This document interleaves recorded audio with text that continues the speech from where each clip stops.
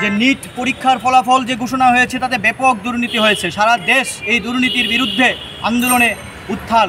ছাত্র, শিক্ষক, অভিভাবক সহ সর্বস্তরের জনসাধারণ এই আন্দোলন সামিল হয়েছে।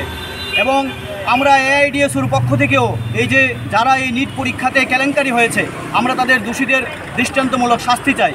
সর্বভারতীয় কমিটির পক্ষ থেকে গত 10ই জুন আমরা প্রত্যেকটি রাজ্যের মাননীয় রাজ্যপাল কর্তৃক দেশের মাননীয় রাষ্ট্রপতির নিকট আমরা মেমোরেন্ডাম সাবমিট করেছিলাম।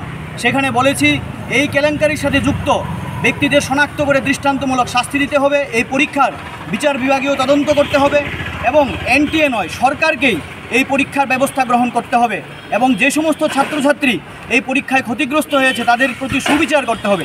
এই দাবিতেই আমরা আগামী 19 জুন আমরা এআইডিএসও ফেসবুক পেজে সর্বভারতীয় কমিটির একটা সিগনেচার, এআইডিএসওর অনলাইন সিগনেচার পেজে আমরা এই 4টা দাবি নিয়ে মাননীয় রাষ্ট্রপতির নিকট আমরা একটি পিটিশন সাবমিট করছি।